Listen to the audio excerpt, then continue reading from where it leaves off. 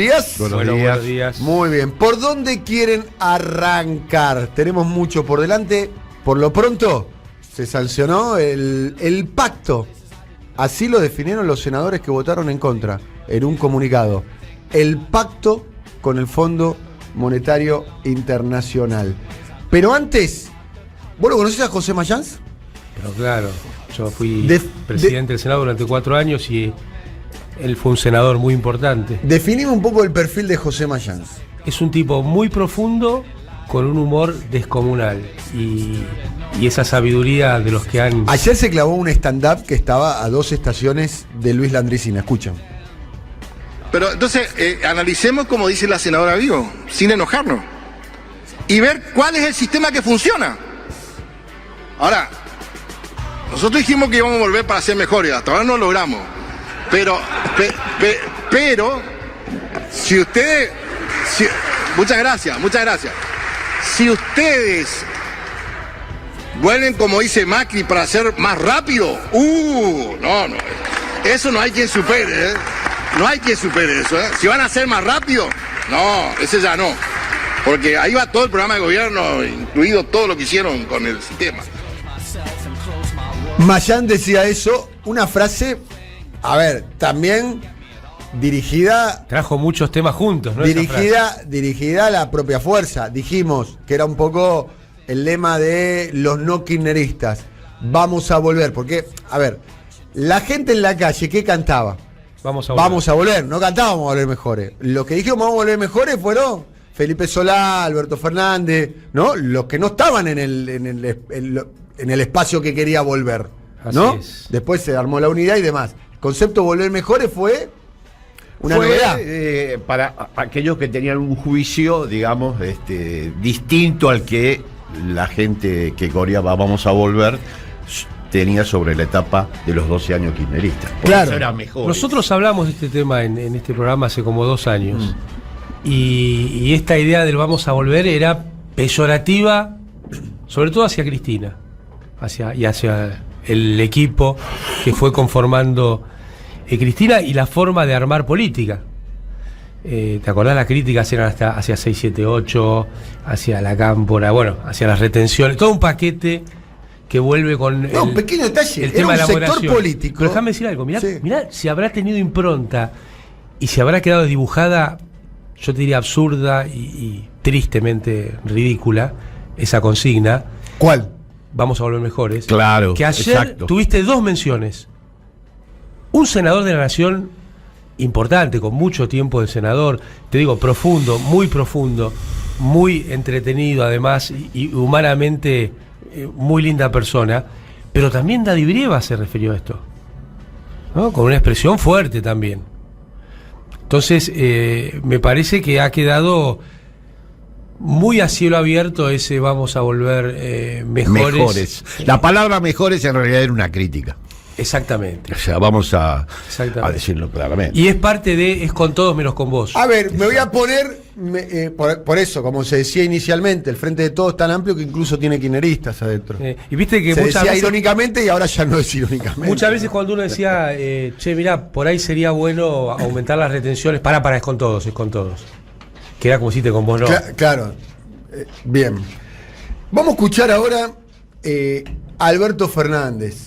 El presidente. La interpretación que yo hago es: estaba en el fragor de la batalla.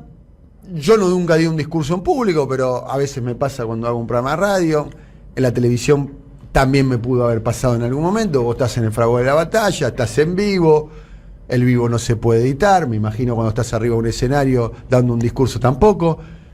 Y dice: espero que esta semana podamos empezar a poner orden al tema de la deuda tremenda que heredamos con el Fondo Monetario. Prometo que el día viernes va a empezar otra guerra, la guerra contra la inflación en Argentina. Vamos a terminar con los especuladores y vamos a poner las cosas en orden. Bueno, y eso generó un impacto muy grande en la opinión pública, fundamentalmente... caramba, la pantalla de... Bueno, fundamentalmente porque el presidente asumió con un país que tenía un índice de inflación de 53 puntos. Claro. O sea, Y un proceso de 4 años que Macri había disparado. bien. Por eso resulta llamativo, Artemio, ¿no? Un poco. ¿El combate a la inflación? No, la palabra del presidente. ¿No? No, a mí no me resulta llamativo porque efectivamente tiene un problema severo en términos de ingreso y la inflación es un componente central. Quizá el énfasis haya que haberlo puesto un poco antes A y eso me observar claramente que estábamos deteriorando de manera sistemática el ingreso familiar. Tenemos al 60% de la población argentina, según el último dato editado, con valores de ingresos familiares por abajo de la canasta de pobreza, que es de, según el INDEC en la última medición, 85.000 pesos para 4 personas. Es obvio que eso no se podía resistir.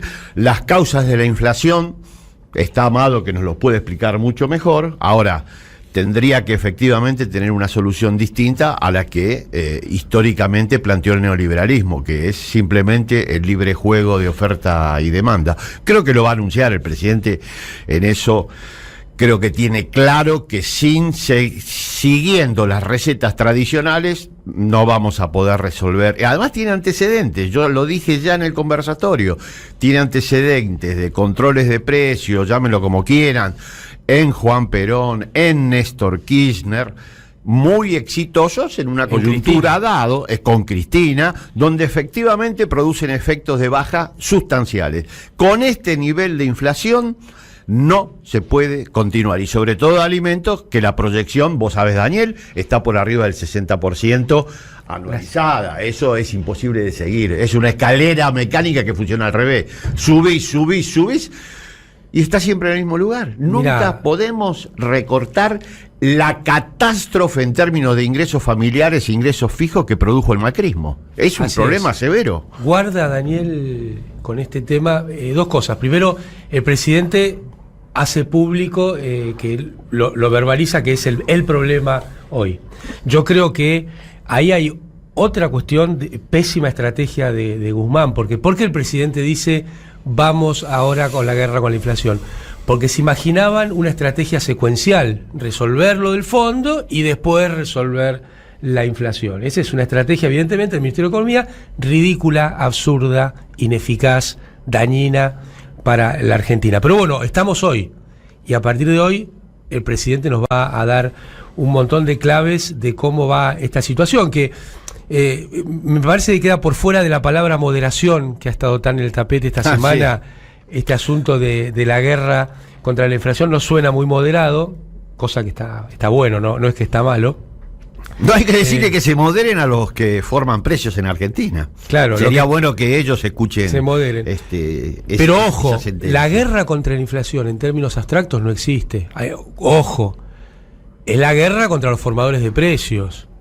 Acá vas a tener que elegir con quién te peleás, porque si pretendés resolverlo en abstracto, es como subirte a un ring donde no hay nadie.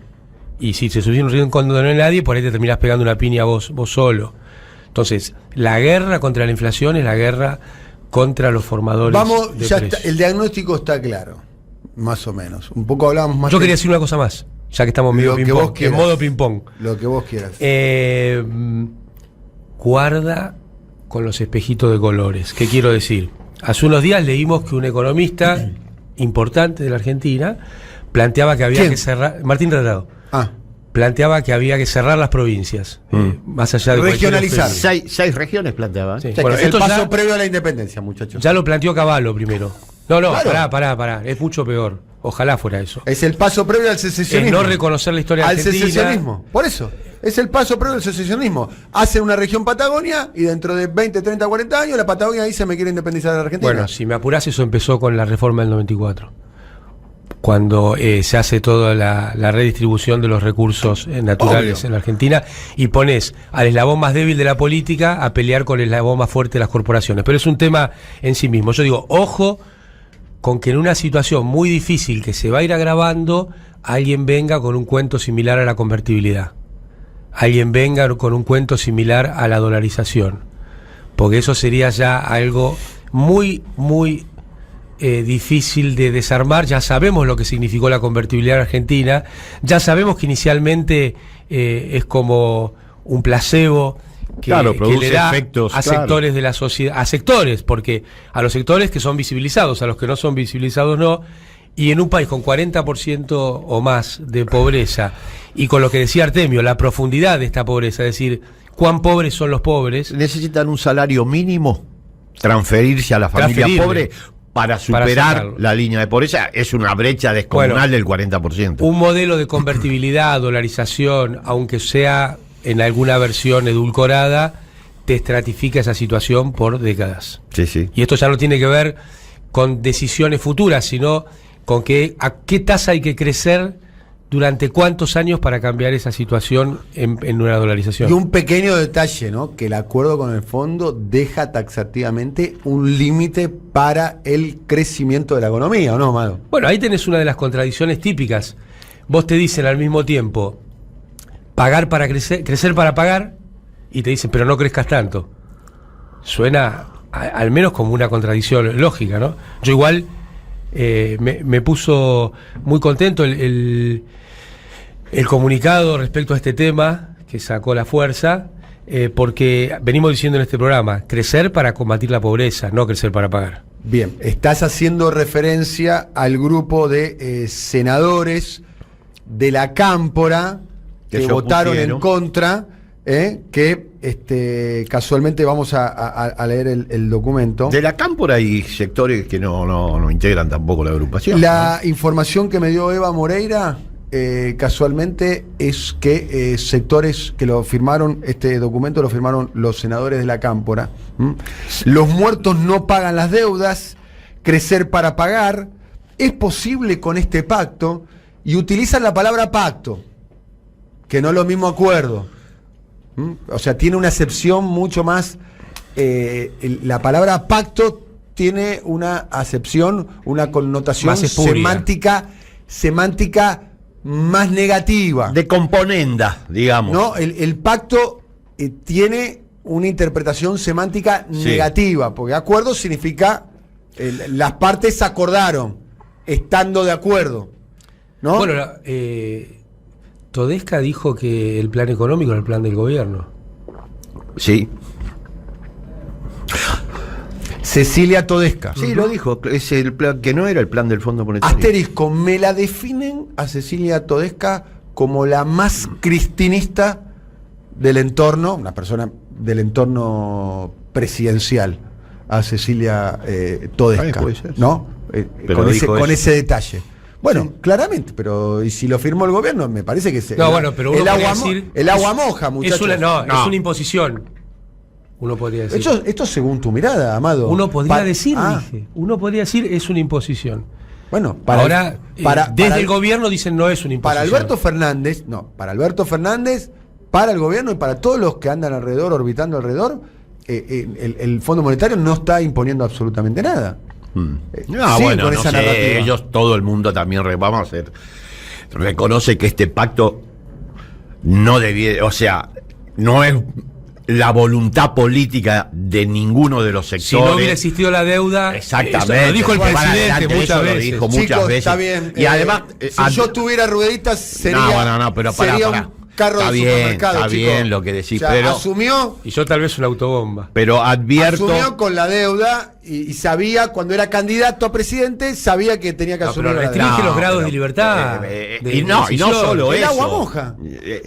Restringe los grados de libertad y además lastima mucho la figura presidencial. Hay que tener bastante precaución con respecto a la etapa que se transita. Mi percepción es que la firma del acuerdo, del pacto, de las restricciones que impone el Fondo Monetario, en términos políticos, apunta directamente a licuar la autoridad presidencial. Pero claro. No me cabe ninguna duda de que el Fondo Monetario está pensando en otro gobierno para llevar adelante. Por él lo dijo el principal representante. No es lo que piensa Alberto. Vamos a escuchar a Alberto. Escuchen esto, presten mucha atención. Esto está en YouTube dando vuelta. Nosotros tenemos una producción que es muy trabajadora y encontró este testimonio. Mira, se mira, digo, producción trabajadora se mira entre ellos. Se ríe. Bueno, encontró este testimonio. Es la primera reunión de Alberto Fernández con Cristalina Georgieva. La primera vez que se ven cara a cara. Pero yo lo escuché en Siempre Soy. Ya sé, lo pasamos esta semana, chicos. Ah. El viernes nosotros pasamos los mejores audios de la semana, los pasamos con ustedes y hacemos el análisis con dos personas que la tienen atada, como ustedes dos. Sí, vos lo disimulás bastante, ¿eh? No, yo soy... La tienen atada, ¿eh? No, ustedes dos son dos número uno. No, le da.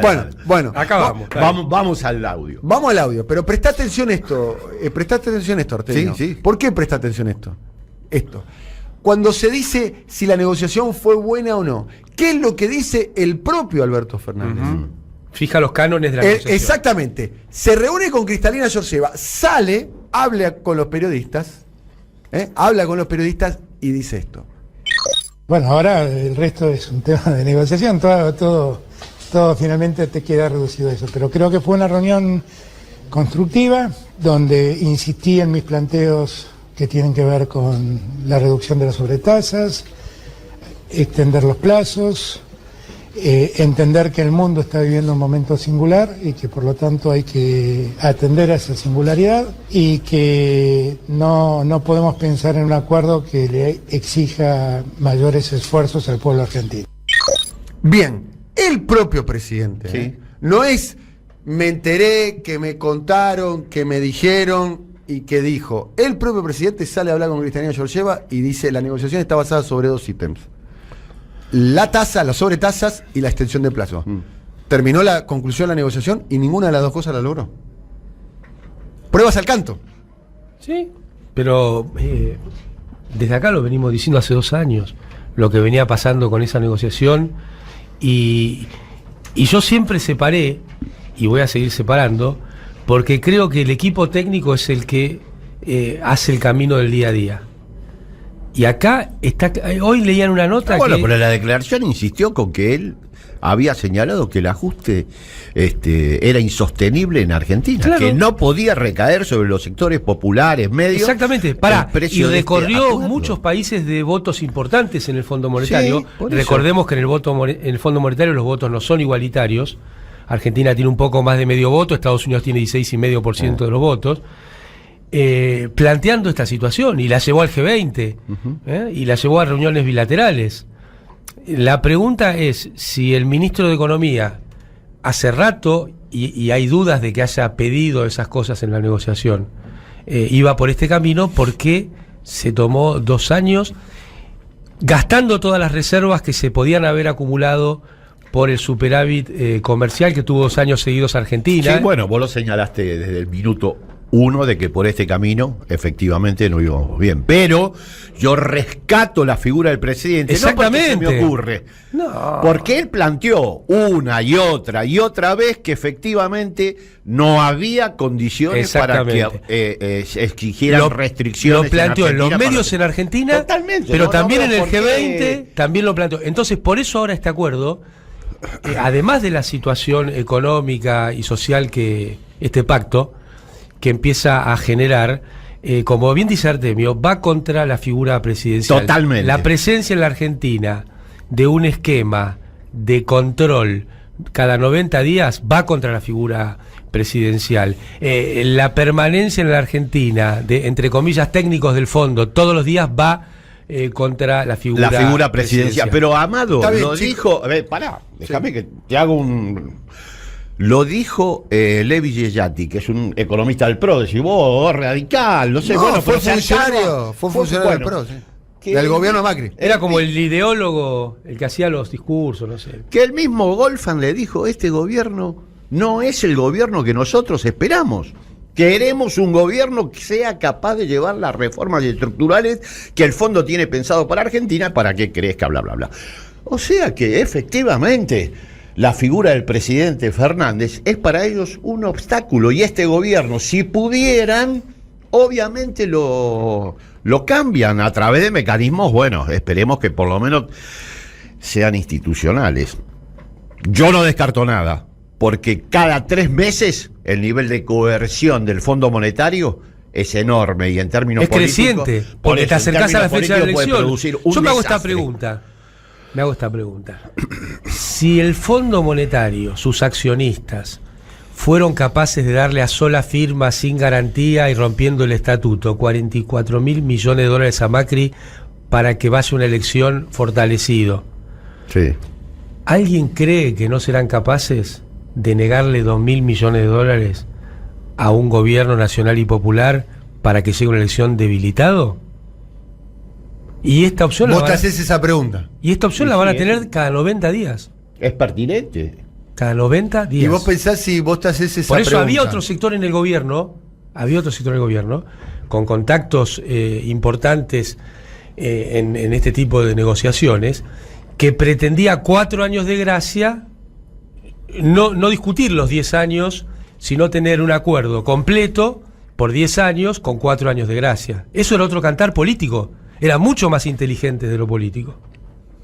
¿Cuál era Mucho más inteligente de lo político, porque además de la cuestión socioeconómica, que es vital, te daba más oxígeno, preserva la figura presidencial. Cuando Néstor asumió y la clase política no podía caminar por la calle, ¿cuál fue la conquista fundamental, central, reconocida por todos a Néstor Carlos Kirchner? La inicial. Reconstituyó la autoridad presidencial, demolida por la crisis de salida de la convertibilidad y los planes del fondo. Bueno, ojo, hay que estar sosteniendo claramente la figura de... Yo, Totalmente. por lo menos, no tengo dudas. Cada 90 días hay que estar, creo, en la calle sosteniendo la figura del presidente, y todos los días en el discurso público.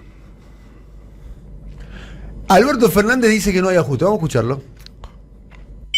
Con este acuerdo no hay ajuste. Ajuste deberíamos haber hecho si hubiéramos caído en default. Porque ahí sí no teníamos ninguna salida y ninguna escapatoria. Entonces hoy, que espero y confío que el Senado nos acompañe con su voto y que podamos dar un paso más, ya mañana vamos a tener un horizonte más despejado en esta materia. Sabremos que hay un problema.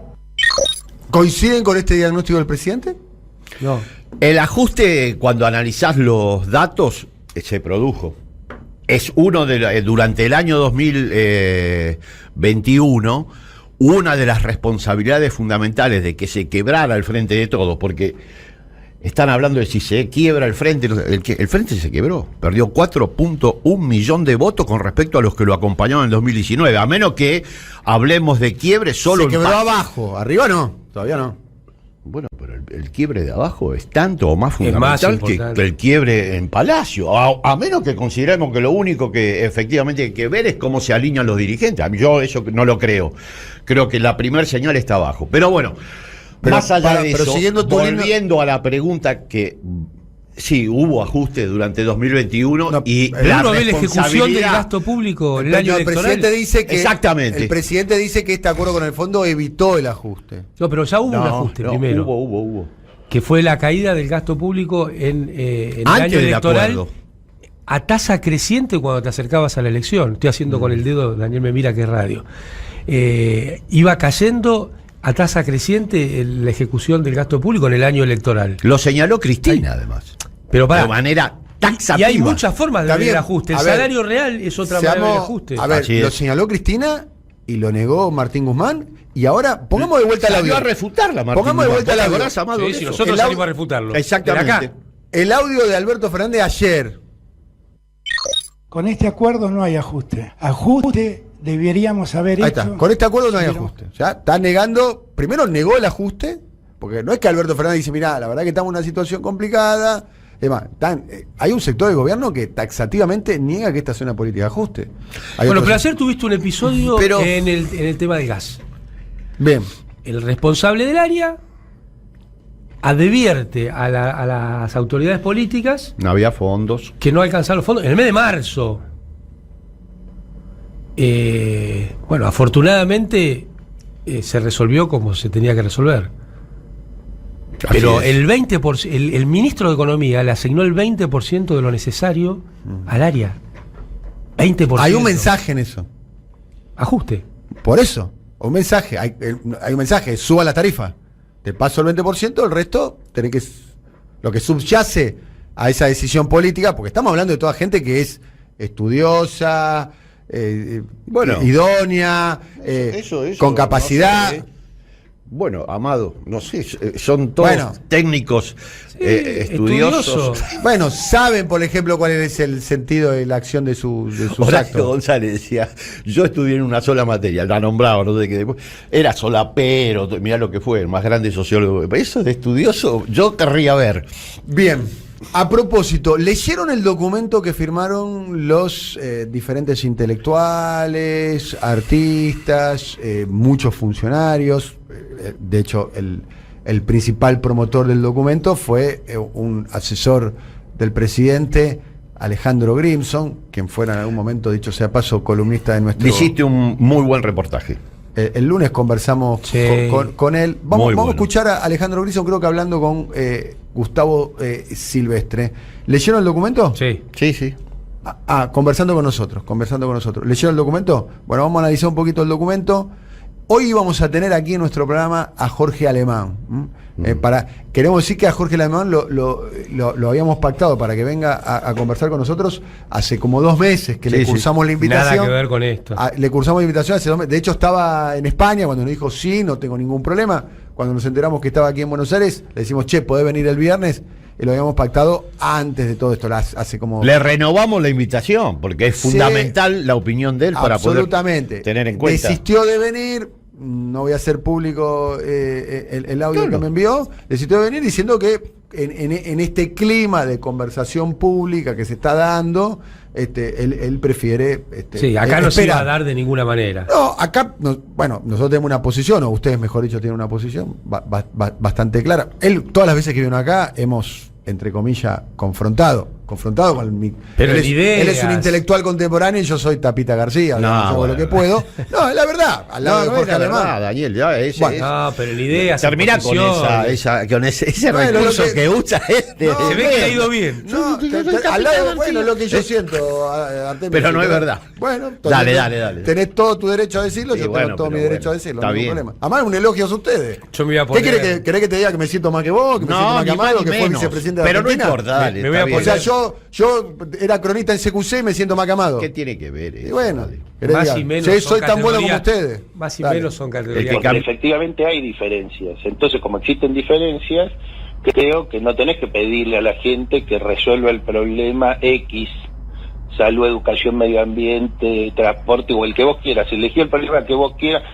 ¿Por qué lo tienen que resolver justo? No, que lo resuelva el sector X, Y o Z del frente. Y bueno, si el balance es negativo, y se cambia. Pero yo creo que eso es central para poder mejorar los procesos de gestión, y de la misma manera, en ese sentido, tiene que estar claro lo que decía Cristina. La última carta, la del año pasado, cuando Cristina plantea una serie de cosas, una de las cosas que plantea es que siempre están diciendo que ella es la que decide, etcétera, y ella deja muy claro que tanto por la Constitución como por la realidad, la lapicera la tiene el presidente de la Nación. Claramente. Bueno, esta es la postura que tuvo Alejandro Grimson. ¿Qué les quedó del documento, Artemio? No, para mí es una apelación a una visión distinta de la que surge de los sectores kirchneristas más consolidados. O sea, es una disputa, es una modalidad, obviamente respetuosa, me parece, con nivel, de disputar el sentido, la orientación del gobierno nacional, replegándose en sectores que no necesariamente tienen una mirada que coincide con el kirchnerismo. Si usted no me gusta decir duro, porque me parece que eso es demeritante. El kirchnerismo que demostró gestión durante 12 años y gestión por la cual ganó el Frente de Todos en 2019, o no nos vamos a creer que fue porque la unidad inventaron una fórmula. Eso fue porque la gente dijo, mirá cómo estamos viviendo y mirá cómo vivíamos. Pero digo, más allá de eso, creo que es un documento que se diferencia de la visión kirchnerista histórica, y bueno, me parece bien. Sabemos que es una coalición y que conviven sectores muy diversos. El texto se llama La unidad del campo popular en tiempos difíciles y plantea, entre otras preguntas, cuál es la mejor estrategia para enfrentar en la etapa actual a las fuerzas de derecha, a la ultraderecha y el neoliberalismo que se muestran activas y con una capacidad de interpelación social. Agrego una cosa más y termino con mi intervención. Ayer Darío Capelli publicó en la letra ñ una excelente nota sobre la reflexión que le merecía este documento. Tomo la parte final de su nota y dice, en esta etapa lo que hay que hacer es profundizar el proyecto. En las etapas de avance de la derecha, de avance del fascismo, entre comillas, pues yo creo que Milei o de esos sectores de fascistas, lo que hay que hacer es apretar el acelerador y efectivamente ir por más transformación. Es un poco lo que dijo Néstor en la crisis, porque era una hipercrisis, y dijo, ¿cómo salimos de estas profundidades? Y en el 2009, ¿no? En el 2009. Ante la derrota del 2009 dijo, vamos para adelante. Bueno, es 2008, un poco lo que arranca. Capelli transmite con respecto a la situación de hoy. Arranca antes de la elección. Cuando sale del conflicto que generó Martín Lustó con la 125, se empieza a producir cambios en el gobierno y incluso la recuperación del sistema jubilatorio es antes de la elección del 2009. Pero a mí me parece que me interesa la semántica de la nota. Primero, me interesa discutir cómo fue tu nota con Grimson, en esos términos, de esa manera. No me gusta que esto sea un árbol de Navidad donde las bolitas son agravios. Claro. Eso no me parece que no suma. Creo que hay muchas compañeras y compañeros recontra valiosos, muchos recontra queridos que han firmado ese, no sé cómo se llama, opúsculo, no sé. Documento. Ese documento, ahí está, ese documento. Así que me parece justamente lo que falta en estos tiempos es síntesis. El es con todos para callar a un sector está demostrando que falta síntesis. Y me parece que de la discusión de documentos como este podría surgir la síntesis. La palabra moderación, la semántica de la palabra moderación. ¿Qué quiere decir moderación? Moderación es, en el contexto de este documento, obviamente refleja una perspectiva, un diseño de política, sobre todo socioeconómica, distinta a la que surge de la mirada, por ejemplo, del documento que leía Daniel, realizado por la Cámpora. Claro. O sea, pero por eso, ahí hay una discusión, me parece que... Es una forma elegante de decir, señores, no estamos de acuerdo. Bueno, por eso. La moderación no es, lo que vos decís hay que bajarle un grado. La moderación es, a mí me gusta otra cosa. Exacto. Y no se atreven a plantearlo así. Porque este tema de las retenciones, por ejemplo, no es un tema de hoy. Es un tema desde el 2008 que viene en discusión. Entonces, el tema de los servicios públicos no es un tema de hoy. Es un tema. Entonces, yo me gustaría conversar con las compañeras y los compañeros si cuando dicen moderación en realidad no están pensando, a mí no me gusta eso, me gusta otra cosa. Sí, claro. No eso moderado. Estoy de acuerdo totalmente. ¿Reconocen esta voz?